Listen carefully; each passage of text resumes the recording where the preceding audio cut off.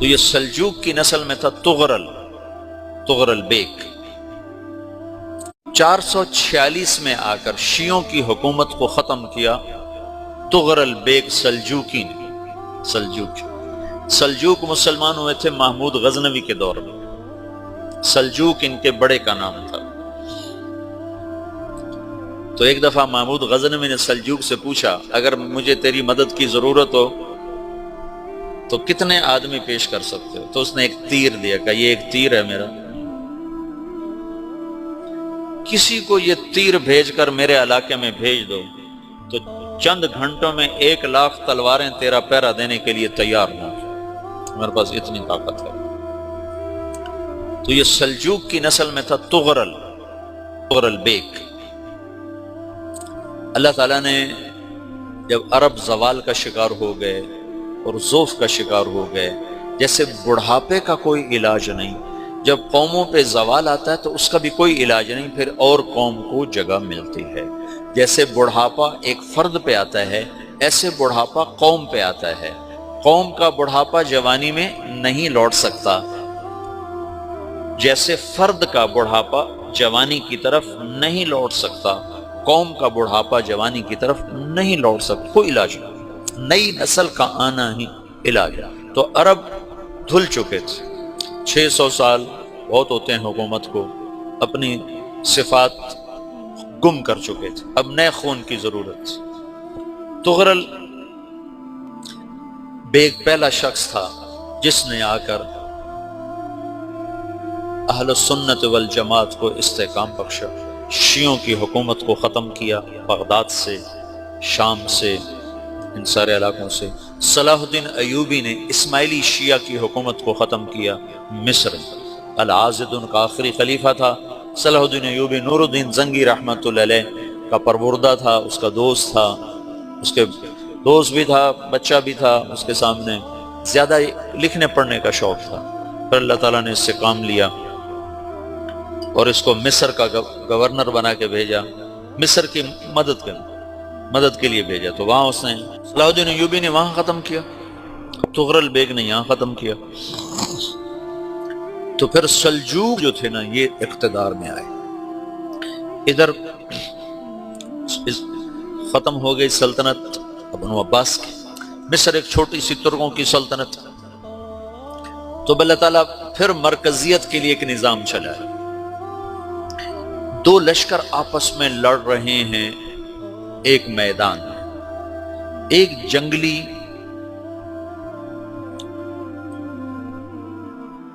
بدوؤں کا قافلہ، جنگل کے لوگ اپنے قبیلے کو لے کر، ایک جنگلی قبیلہ اپنے سردار کے ساتھ نقل مکانی کر رہا ہے ایک جگہ سے دوسری جگہ۔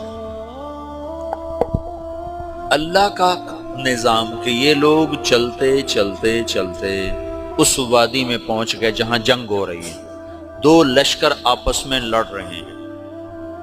جب یہ وہاں پہنچتے ہیں تو ایک لشکر کے قدم اکھڑ رہے ہیں اور دوسرا غالب آ رہا ہے۔ ان کو نہیں پتا شکست کھانے والے کون ہیں اور فتح پانے والے کون ہیں، ان کو نہیں پتا۔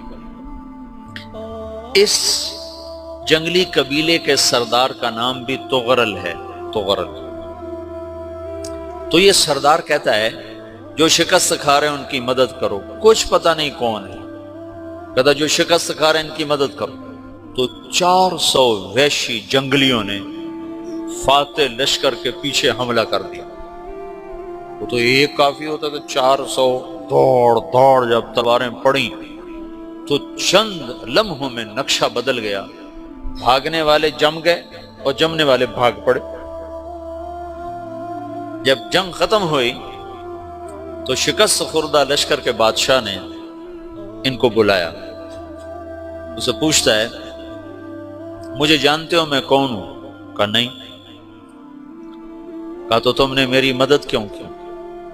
کہا انسانی ہمدردی کی وجہ سے، تمہیں شکست ہو رہی تھی اس لیے تمہاری مدد کی۔ پھر اس نے اپنا تعارف کرایا، میں ہوں سلیمان سلجوقی، ترکی کا بادشاہ۔ مسلمانوں کا لشکر تھا اور تاتاریوں سے شکست کھا رہا تھا۔ تاتاری فتح پا رہے تھے، مسلمان شکست کھا رہے تھے، تو وہ اللہ کی غیبی مدد بن کر آئے۔ تو وہ اس سے کہتا ہے میرے ساتھ رہنا پسند کرو گے؟ تم نے میرے اوپر احسان کیا ہے، میں اس کا بدلہ دینا چاہتا ہوں، میرے ساتھ رہنا پسند کرو گے؟ کہنے کا کر لوں گا۔ تو اس کو لے کر ترکی آیا، اور استنبول اس وقت روم کی حکومت میں تھا، اسے فتح کیا اس تغرل کے آگے چوتھے پانچویں پڑپوتے محمد فاتح نے۔ تو یہ استنبول ہے، یہ ترکی ہے، بیچ میں ایک چھوٹا سمندر ہے، یہاں ایک جاگیر ہے۔ تو سلطان سلیمان کہتا ہے یہ جاگیر تجھے وقف ہے، ادھر سے رومی مجھے تنگ کرتے ہیں حملے کر کر کے، تو میرا دفاع کرتے رہنا، یہ جاگیر تیری۔ اس جاگیر پہ اس نے اپنے قافلے کو آباد کر دیا، اپنے قبیلے کو، اور ایک چھوٹی سی حکومت بنا لی، جو ایک صوبہ سمجھو، سلمان سلجوقی کا وہ ایک چھوٹا سا صوبہ ہے۔ وہاں جب یہ رہ پڑا تو پھر یہ ایک شیخ کے بیعت ہوتا ہے، وہاں شیخ طریقت ہے، ان کے یہ بیعت ہونے جاتا ہے، وہ اس کو رات اپنے پاس ٹھہراتا ہے، تو ایک کمرے میں ان کو ان کا خادم ٹھہراتا ہے۔ یہ جب کمرے میں جاتا ہے تو سامنے دیوار میں طاقچے پر قرآن پڑا ہوا ہے، تو یہ تغرل بیگ کہتا ہے یہ کیا ہے، یہ کیا ہے؟ تو وہ خادم کہتا ہے یہ کتاب اللہ ہے، قرآن ہے۔ اچھا، وہ اس کو وہاں چھوڑ کے باہر چلا جاتا ہے۔ وہ دیہاتی آدمی، جنگل کا رہنے والا، پہلی دفعہ زندگی میں قرآن دیکھا، وہ کہتا ہے یہ قرآن ہے، اللہ کی کتاب ہے، میں اللہ کی کتاب کے سامنے سو جاؤں، کتنی بے ادبی ہے۔ تو اس نے ایسے قرآن اٹھایا اور سر پہ رکھ لیا اور کھڑا ہو گیا، ساری رات قرآن سر پہ رکھ کے کھڑا رہا۔ رات کے پچھلے پہر اس کو خواب آیا، کھڑے کھڑے اس نے دیکھا کہ اس کی پشت سے ایک چاند نکلا اور شیخ کی بیٹی کے سینے میں جا کے اتر گیا۔ پھر اس لڑکی کے سینے سے ایک درخت نکلا جو پھیلتے پھیلتے پھیلتے 3 بر اعظم پہ چھا گیا، افریقہ پر، یورپ پر، ایشیا پر۔ پھر اس کی آنکھ کھل گئی، وہ کھڑا ہوا ہے، تو اس نے صبح یہ خواب اپنے شیخ کو سنایا، تو انہوں نے اپنی بیٹی اس کے نکاح میں دے دی۔ اس بیٹی سے ایک بچہ پیدا ہوا، تغرل بیگ نے اس کا نام رکھا عثمان، عثمانی ترک نام سنا ہوا، جو میں نے کل بتایا تھا کہ 1924 میں وہ خلافت ختم ہوئی۔ تو ایک بیٹا پیدا ہوا عثمان۔ عثمان نے پھر ایک نئی اسلامی حکومت کی بنیاد رکھی جو 1924 تک چلتی رہی، کوئی 800 سال یہ حکومت چلی۔ تو حکومت کا شیرازہ بکھرا، لیکن پھر جڑ جاتا تھا، اور وہ قرن اول والا جوڑ کبھی نہ پیدا ہوا، ٹکڑے بن گئے۔ ان ٹکڑوں میں اللہ لوگ پیدا کرتا رہا جو دعوت دیتے رہے، دعوت زندہ رہی۔ جو تربیت کا نظام تصوف کے ساتھ تھا، اب وہ تبلیغ کے ساتھ۔